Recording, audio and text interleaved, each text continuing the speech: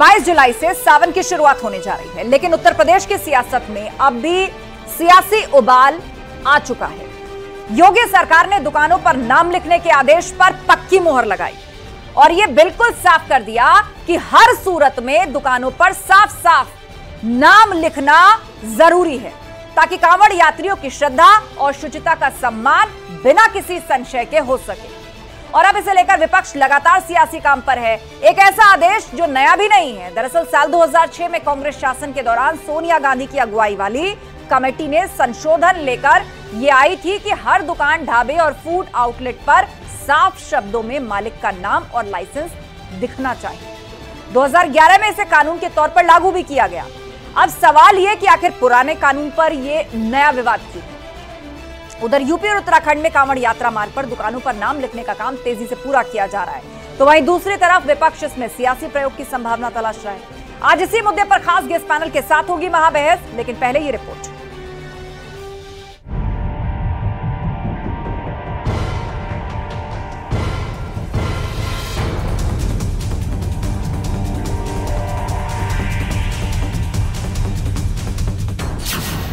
ढाबे ढाबे पर लिखो मालिक का नाम। जी हमने तो लिख दिया नाम, भूरा जूस सेंटर। भूरा कौन है? पापा हैं जी। उनका पूरा नाम और क्या है भूरे के अलावा? भूरा ही है, भूरा ही कहते हैं। भूरा सुनो, उनके पिताजी का नाम? यूसुफ। यूसुफ और नहीं, यूनुस है। रेडी ठेले पर नाम छिड़ गया घमासान। न किसी के नॉनवेज बेचने बाबत के कार्ड तो बिकेगा ही नहीं, कावड़ का बेचने कार्ड तो नहीं बिकेगा। पर सामान्य भी अगर कोई नॉनवेज बेचता बेचे, नॉनवेज खाने वाला खाए, पर हिंदू देवी देवताओं के नाम पर दुकान खोल करके नॉनवेज नहीं बेचे, ये हमने आग्रह किया था। उसी के संबंध में प्रशासन ने कार्रवाई की है। यूपी से उत्तराखंड, नाम पर सियासत प्रचंड। देश के अंदर जो अपने समाज के अंदर भाईचारे की भावनाओं को ये खराब करने का कार्य कर रहे हैं, आपस में दूरी पैदा करने का कार्य कर रहे हैं, ये निश्चित तौर से इसको तत्काल निरस्त करना चाहिए और जिस अधिकारी ने जिसने ऐसी कार्रवाई की उनके खिलाफ दंडात्मक कार्रवाई करनी चाहिए। अखिलेश यादव ने इसको एक सियासी रंग दे दिया है और उसको हिंदू मुस्लिम दो धाराओं में उसको तकसीम कर दिया है। यह निहायत गलत नजरिया पेश किया जा रहा है।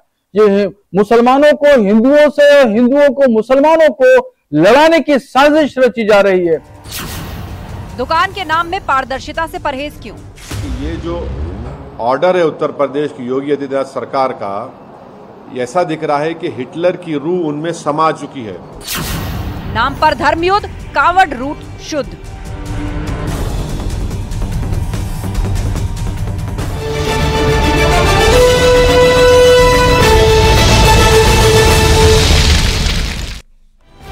और चर्चा की शुरुआत करते हैं। राजेश चौधरी जी हमारे साथ जुड़ चुके हैं, बीजेपी प्रवक्ता दीपक रंजन जी, प्रवक्ता समाजवादी पार्टी, पुनीत पाठक जी कांग्रेस की तरफ से पक्ष रखेंगे, एचएस रावत जी हिंदू धर्मगुरु हैं, और साथ ही फाजिल अहमद मुस्लिम स्कॉलर। आप सभी मेहमानों का बहुत बहुत स्वागत है।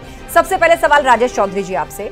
तमाम विपक्षी पार्टियों का आपने रिएक्शन देखा, यहां तक कि मायावती भी यही कह रही हैं कि ये सब कुछ हिंदू मुसलमान को आपस लड़ाने के लिए है।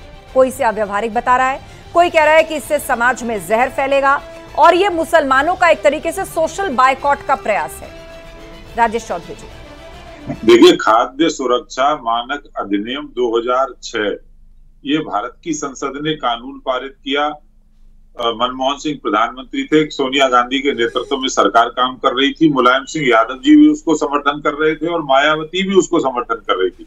कानून तो इन्होंने बनाया है, आरोप हम पर लगा रहे हैं। और 2011 में वो लागू हुआ। 2011 में भी यूपीए की सरकार थी केंद्र में और उत्तर प्रदेश के अंदर मायावती जी की सरकार थी, तो ये कोई नई बात तो है नहीं। और दूसरी बात मैं ये कहना चाहूंगा कि नाम छुपाने में आपको आपत्ति क्या है? क्या नाम का घोटाला करना चाहते हो? मेरा नाम राजेश चौधरी है, मैं शान से कहता हूँ। मेरे पिताजी का नाम विजेंद्र सिंह है, मैं शान से इस बात को कहता हूँ कि मैं उनका बेटा हूँ, किसान का बेटा हूँ। तो आपको नाम बताने में क्या आपत्ति आ रही है भाई? उत्तर प्रदेश सरकार ने ये तो कहा नहीं है कि मुसलमानों के नाम लिखे जाएंगे, हिंदुओं के नहीं लिखे जाएंगे, या ईसाइयों के लिखे जाएंगे, सिखों के नहीं लिखे जाएंगे। हर दुकान पर दुकान मालिक का नाम लिखना जरूरी है। पुनीत पाठक जी, बीजेपी ने इस तथ्य को आगे रखा है कि एक कमेटी जिसकी अध्यक्ष सोनिया गांधी थी, उसने फूड आउटलेट्स पे उसके ओनर के नाम लिखवाने की बात को कहा था और 2011 में इसे कानून को, इस नियम को लागू भी किया गया। अब उसका कहना है कि ये तो पूर्व में होता रहा है, तो आज क्या नई बात हो गई? बात ये नहीं है कि क्या हो रहा है, बात यह है कि किस ध्येय से हो रहा है। भारत के संविधान के में हर व्यक्ति को बराबर बताया गया है, लेकिन भारतीय जनता पार्टी का ये जो आदेश है, असल में इसमें छुपा हुआ इनकी नीयत है जो खराब है। ये लोग आप कह रहे हैं मतलब ये इसको सियासी आरोप माना जाए। अब जब आपने इस बात को माना कि फूड आउटलेट्स पर नाम होना चाहिए, तब वो आपके ध्येय पर सवाल खड़े करें। आज वो कहते हैं कि ठीक है आप ओनर का नाम लिखिए, तो आप कह रहे हैं कि इनके ध्येय पर सवाल है। तो अब ये कौन तय करेगा कि किसका ध्येय सही है, किसका गलत है? ये जनता तय करेगी कि कौन सही है कौन गलत है। भारतीय जनता पार्टी ने लगातार समाज को बांटने का काम किया है। यहाँ पे दुकानें होंगी, ये बताना चाहते हैं कि ये दलित की दुकान है, ये बताना चाहते हैं पिछड़े की दुकान है, ये बताना चाहते हैं ये मुसलमान की दुकान है, अल्पसंख्यक की दुकान है। आप क्या बताना चाहते हैं? भारत का जो संविधान है वो सबको एक भावना के साथ इस देश में रहने की बात करता है, और इसी आइडिया ऑफ इंडिया की बात लगातार राहुल गांधी जी करते आ रहे हैं। और उस भारतीय जनता पार्टी से जो हमारा मूलभूत, मैं भारतीय जनता पार्टी के प्रवक्ता से कहूंगा कि कृपया करके सुनने की आदत डालिए। मैं आपकी बात बहुत ही पेशेंस से सुनी है। आस्था जी, आपसे अनुरोध है कि कृपया करके इनके समझाएं। मैं अपनी बात कर 10 सेकंड पुनीत जी पूरा कीजिए। जी, राहुल गांधी जी ने पूरा आइडिया ऑफ इंडिया यही बात की है कि भारत में किसी भी प्रकार का भेदभाव नहीं होना चाहिए, लेकिन भारतीय जनता पार्टी का यही ध्येय है। यही हम लोग बार बार बोलते रहते हैं कि देश के संविधान की मूल भावना कानून तो राहुल की मम्मी ने बनाया है ना। और देश और मैं कहना चाहता हूं, क्या भारत की सेना में कभी जब जो सैनिक जान देते हैं अपनी, क्या ये कहा जाता है कि ये हिंदू हैं, ये मुसलमान हैं? राहुल की अपनी जान नहीं ठीक है, अब आप इसको सेना पर मत ले जाइए। ये कांवड़ रूट पर खुली दुकानों के लिए कानून क्यों बनाया था? एक सेकंड राजेश चौधरी जी। दीपक रंजन जी हमारे बीच में, समाजवादी पार्टी के प्रवक्ता। दीपक जी, मनमोहन सिंह जी की सरकार एक सेकंड राजेश जी, ठीक है, आपने इस बात को कहा यूपीए सरकार में ये कानून बना, उस वक्त तो ये नहीं कहा गया कि भाई यहाँ पर हिंदू मुस्लिम को बांटने के लिए यहाँ पर कोई तुष्टीकरण की बात चल रही है। आज कांवड़ के रूट पर दुकानदारों को नाम लिखने के लिए कहा जा रहा है। दुकान तो किसी की भी हो सकती है, तो इसको केवल हिंदू मुसलमान क्यों किया जा रहा है? लेकिन अब कांग्रेस ने इससे आगे बढ़ के दलित और ओबीसी की भी बात की है। दीपक रंजन जी, अभी तक तो लोग ये कह रहे थे, डिबेट चर्चाएं इस बात पर हो रही थी कि ये हिंदू मुसलमानों में फूट डालने के लिए, उनके सोशल बाइकआउट के लिए, लेकिन अब तो कांग्रेस के प्रवक्ता ने इसने दलित और ओबीसी की भी एंट्री करा दी। देखिए आस्था जी, आज उत्तर प्रदेश सरकार के द्वारा जो फरमान जारी हुआ है उस पर आपत्ति सिर्फ विपक्ष को नहीं है, इनके साथ के इनके सहयोगी दल, इनके जो भी वरिष्ठ आदरणीय मुख्तार अब्बास नकवी साहब ने क्या कहा, इनके जितने भी सहयोगी दल हैं, आरएलडी के, जनता दल यूनाइटेड के, वो लोग इस पे आपत्ति क्यों दर्ज कराने? देखे बिना सोचे समझे। और आप टाइमिंग पे गौर करिए, आप जैसा कहा ना कि 2011 में ये लागू हो चुका था, 2009 में, 2000 कब से? भाई 7 साल से आपकी सरकार उत्तर प्रदेश में है, 10 साल से आपकी सरकार केंद्र में है, तब आपको याद नहीं है? आज 2 दिन बाद जब कांवड़ी यात्रा शुरू होने वाले हैं तो उस टाइम आपको याद रही है कि आप जो है लोगों का नेम प्लेट, अरे भाई 7 साल से आपकी सरकार थी, तब आपको क्यों इन चीजों पे याद आया? भाई हम वैष्णो देवी की हम यात्रा करने जाते हैं, हम देखते हैं कि कौन दुकानदार है जो वहां का। राकेश जी आ जाने दीजिए, आप तो एक तरफा ही सुन रहे हैं खाली। अरे मोदी जी का आएगा मन की बात 28 को शायद है ना, सुन लीजिएगा, आप भी थोड़ा सुनने की आदत डालिए। उनकी बातें भी ऐसे वाद विवाद करते हैं क्या? झूठ मत सुनाया आप सम्मानित विधायक भी हैं, एक प्रवक्ता भी हैं। मैं तो विधायक हूँ, वो ठीक बात है, पर आप जो है सच तो बोलिए ना। आपने कानून बनाया, पहले ये बोलिए कि हम भी लोकसभा के अंदर हाथ उठा रहे थे, इस कानून को बनाने में हमारा बड़ा सहयोग है। राकेश भाई, ये तो बोलिए ना, कानून आपने इम्प्लीमेंट क्यों नहीं किया? 7 साल से आपने इम्प्लीमेंट क्यों नहीं किया? हम समर्थन दे रहे थे। आपने 7 साल से इम्प्लीमेंट क्यों नहीं किया इसको? कौन रोक रहा था आपको? क्या दिक्कत थी आपको? ये जो आप लेकर के आ रहे हैं, ये जो फैसला फरमान जो लेकर के आ रहे हैं, ये आपकी हताशा और निराशा है। जो जनता ने आपको नकारा है उसकी हताशा और निराशा है। आप लोगों को बांट करके राजनीति करना चाहते हैं, आप लोगों को बांटना चाहते हैं, ये आपकी राजनीति। ठीक है, मैं आप दोनों को रोकना चाहूंगी, हमारे बीच में मुस्लिम स्कॉलर भी हैं और हिंदू धर्म गुरु भी हैं। एक सेकंड, दीपक रंजन जी, राजेश चौधरी जी, पर्सनल मत होइए एक दूसरे के ऊपर, पर्सनल मत होइए, और आप दोनों अपनी बात रख चुके हैं। एक सेकंड मैं आपको रोकना चाहूंगी, 2 और पैनलिस्ट हमारे बीच में जिन्होंने अभी अपनी बात नहीं रखी। फजील अहमद जी, मेरा सीधा सवाल आपसे, एक सेकंड दीपक जी, राजेश जी, आप दोनों शांत हो जाइए। राजेश जी, अभी और मौके मिलेंगे, मौके मिलेंगे बोलने के लिए। दीपक जी, अभी बहुत समय मेरे पास। फजील अहमद जी, मुस्लिम स्कॉलर हमारे बीच में, एक बात का जवाब दीजिए फाजिल जी। सबसे ज्यादा इसका जो विरोध है वो मुस्लिम स्कॉलर्स की तरफ से हो रहा है। जय माता दी नाम का ढाबा खोल लेंगे, सुनिए, बहुत से ऐसे लोग हैं लेकिन भारत माता की जय नहीं बोलेंगे, सूर्य नमस्कार नहीं करने देंगे। हम लोग बाप की जय बोलते हैं ना, हम लोग बाप की जय बोलते हैं, ये लोग माँ की जय बोलते हैं, उसमें दिक्कत क्या है?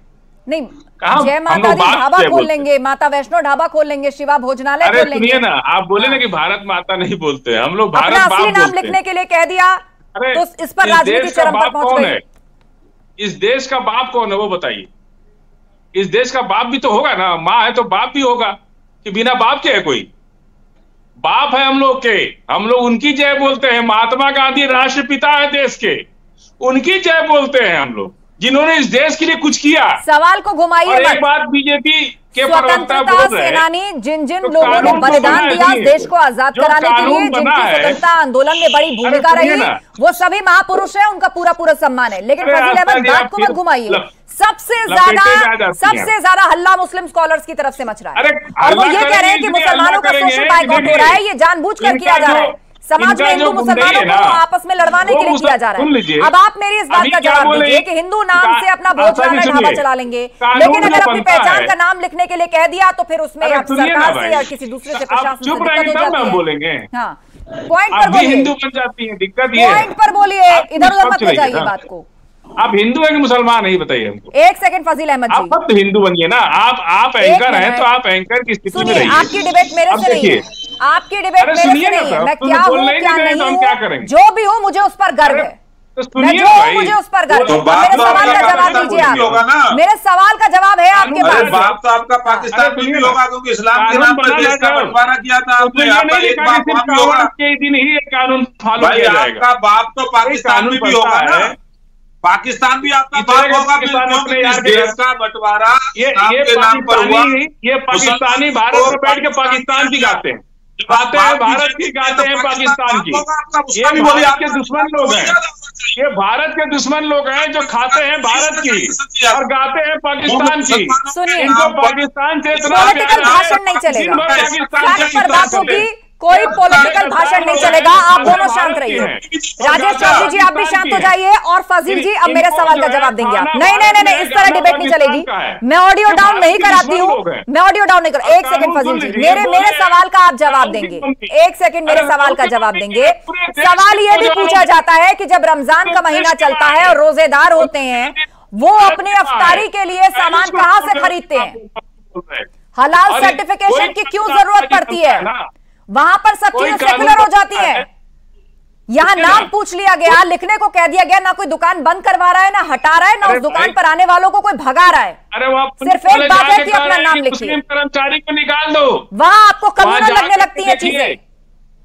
अब सुन लीजिए, कानून बनता है तो मुसलमान नहीं लिखा जाता उसमें कि मुसलमान कहाँ पहुंच गए?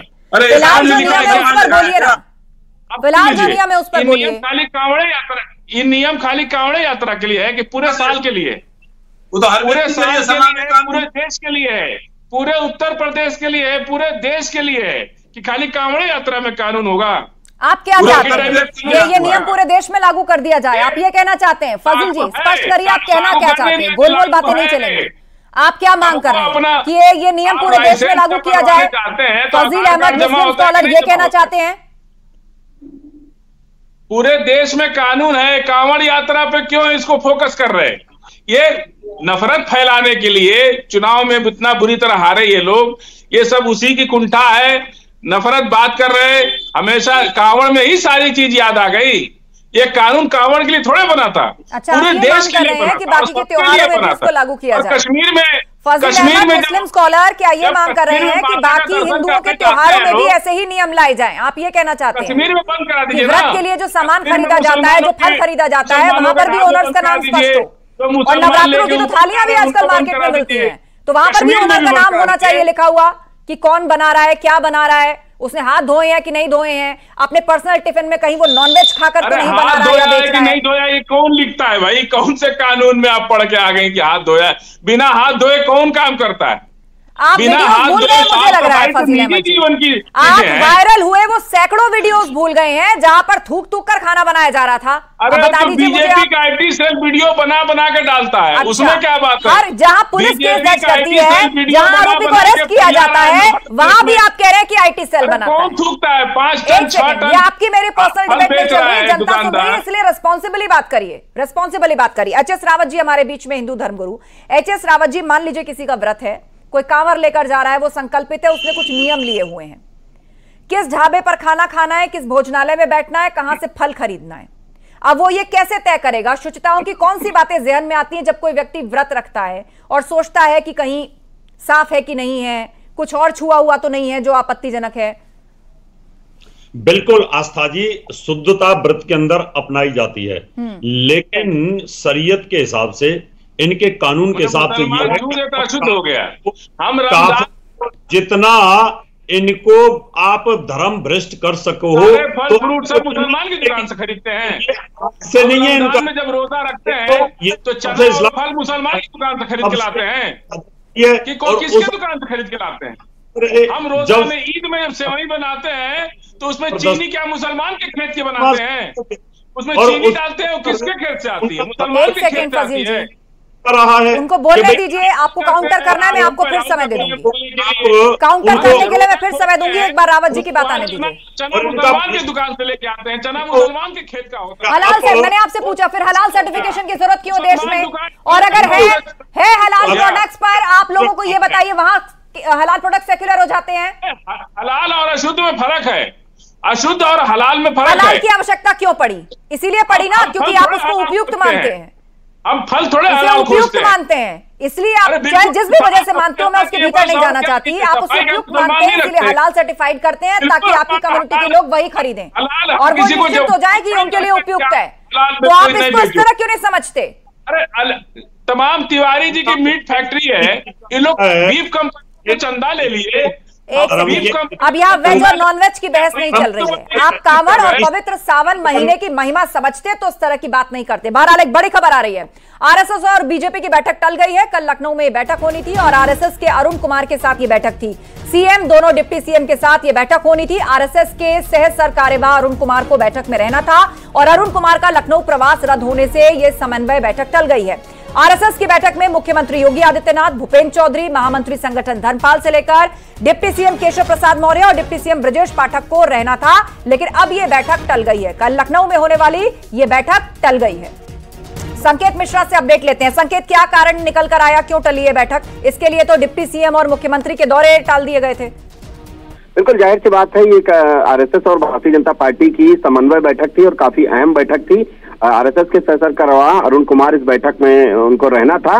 दरअसल उनका प्रवास अचानक रद्द हो गया, वो उड़ीसा में है, वहां से उनका प्रवास रद्द हुआ, इस लखनऊ दौरा उनका टल गया। यही वो वजह है कि ये बैठक भी टल गई है और इस बैठक के लिए दरअसल चाहे वो मुख्यमंत्री योगी आदित्यनाथ हो या डिप्टी सीएम केशव प्रसाद मौर्य, सभी को ये कहा गया था कि कल की बैठक में रहना है और सभी को लखनऊ में ही रहना है। ऐसे में कई नेताओं का प्रवास भी रद्द हो गए थे। बिल्कुल बिल्कुल, और अब खबर आ रही है कि ये बैठक भी जो है वो फिलहाल नहीं होगी। बहुत शुक्रिया संकेत इस अपडेट के लिए। एक बार फिर से डिबेट पर लौटते हैं। पूरा गेस्ट पैनल हमारे साथ जुड़ा हुआ है। राजेश चौधरी जी, अब घूम फिरकर प्रशासन और सरकार सवालों के घेरे में है, चाहे वो मायावती हो, समाजवादी पार्टी, कांग्रेस और उससे भी अलहदा आप देखिए जेडीयू ने भी इसका विरोध किया है, आरएलडी भी इस पर विरोध कर रही है। देखिए, कौन विरोध कर रहा है, कौन विरोध नहीं कर रहा है, ये उनका अपना अधिकार हो सकता है। लोकतंत्र में विरोध और समर्थन करने का सबको अधिकार है।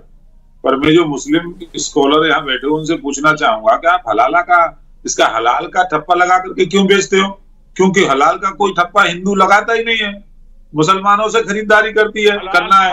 और रोजा जब होता है तो रोजे में 100% मुसलमानों के यहाँ से जाके खरीदारी ये लोग करते हैं। मस्जिद के अंदर से ये अपील होती है कि जाकर के केवल इस्लाम को मानने वाले लोगों के साथ व्यापार करिए, उनसे करिए, और यहाँ पे इसमें कोई अपील भी नहीं है।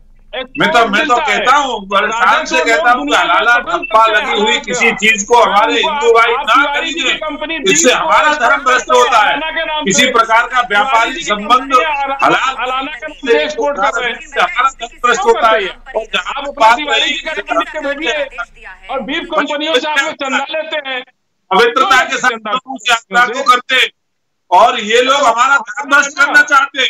कोई थूक करके कर रहा है, कोई पेशाब कर रहा है, कोई अपना झूठा उसमें डाल दिया। फजील अहमद जी, सुनने की भी आदत डालिए। बाकी पैनलिस्ट आपको सुनते हैं, आप किसी पैनलिस्ट की बात नहीं आने देना चाहते।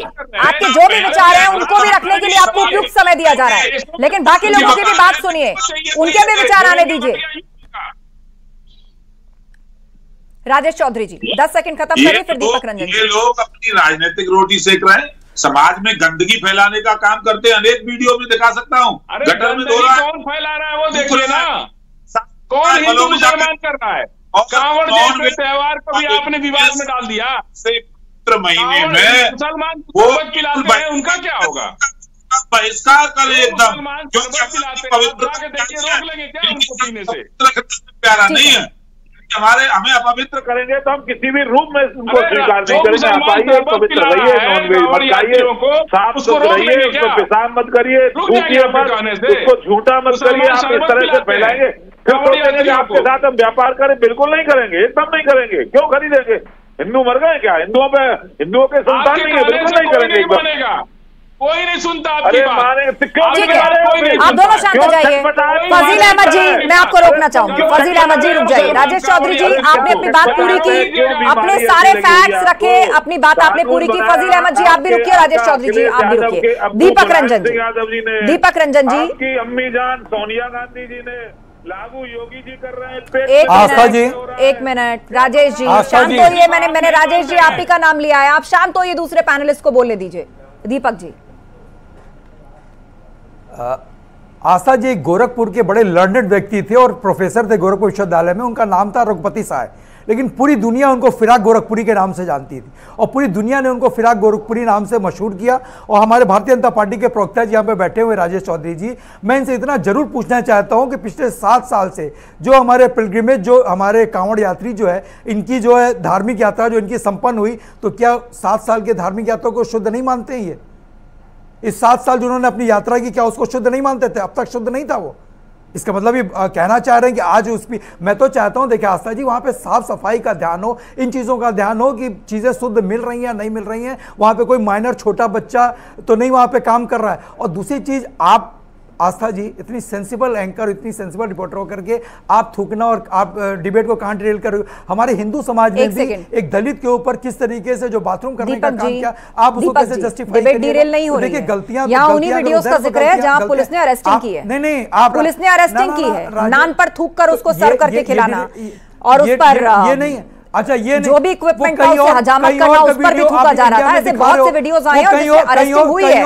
और कोई व्यक्ति जब किसी पवित्र काम के लिए निकलता है तो वो इस बात पर विचार करता है कि मैं किससे क्या खाने जा रहा हूँ, या जो मैं जो खाना खाने जा रहा हूँ। और वीडियो आप यहाँ दिखा रही हो, इस पर राजेश चौधरी जी को इस पर भी बोलना चाहिए कि एक दलित के ऊपर किस तरीके से लगातार भारतीय जनता पार्टी की सरकार में लगातार बाथरूम करने का काम किया गया, उसको नापाक करने का काम, राजेश चौधरी जी की ऑडियो नहीं जा रही, महिला पर हमला करने का काम आप लोगों ने किया था। गलती उस पर भी और ये बार बार अम्मी जान अब्बा जान क्या क्या कह रहे हैं। अगर इनके अंदर हिम्मत हो तो देश के प्रधानमंत्री अब्बा जान का नाम लेकर के दिखा दें कि देश के प्रधानमंत्री जी के अब्बा जान कौन थे। अगर इनको नाम नहीं पता होगा देश के प्रधानमंत्री श्री नरेंद्र मोदी जी के पिताजी का क्या नाम है, ये मुलायम सिंह यादव जो आज इस दुनिया में नहीं है, उनके लिए ये अब शब्दों का ये इस्तेमाल कर मोदी जी के पिताजी का नाम लेकर के दिखा दें देश का। अब्बा जान आप बता दो ना, एक सेकंड पर्सनल मत बोलिए आप। इस तरह के खराब शब्द का उपयोग नहीं, अपनी अपनी बात रखिए, विचार अलग हो सकते हैं, एक दूसरे से स्ट्रांगली डिसएग्री हो सकते हैं, लेकिन खराब शब्द का इस्तेमाल पता ही नहीं होगा। अपने पार्टी के प्रधानमंत्री आप लगातार अम्मी जान, ठीक है, समय खत्म हो रहा है मेरे पास, समय खत्म हो रहा है मेरे पास, लेकिन इस बात पर चर्चा आवश्यक थी क्योंकि इसे लेकर राजनीति बुरी तरह से उबल रही है, न सिर्फ यूपी में, यूपी के बाहर देश में भी, उत्तराखंड में भी हरिद्वार रूट पर अब ऐसा ही नियम जो है वो सरकार ने लागू किया है। आप सभी मेहमानों का शुक्रिया चर्चा में शामिल होने के लिए। तो 22 जुलाई से सावन की शुरुआत होने जा रही है, लेकिन यूपी की सियासत में सियासी उबाल आ चुका है। नाम लिखने के आदेश पर पक्की मुहर लगी है। साफ साफ नाम लिखना जरूरी है ताकि कांवड़ यात्रा की शुचिता का सम्मान बिना किसी संशय को हो। लेकिन विपक्ष लगातार सियासी हमले कर रहा है और आपको बता दें, यह आदेश नया भी नहीं है। 2006 में कांग्रेस शासन के दौरान सोनिया गांधी की अगुवाई वाली कमेटी ने संशोधन ये लेकर आई थी कि हर दुकान, ढाबे और फूड आउटलेट पर साफ शब्दों में मालिक का नाम लिखना और लाइसेंस दिखाना चाहिए। और 2011 में भी इसे कानून के तौर पर लागू किया गया था। अब आखिर पुराने कानून पर यह नया विवाद क्यों?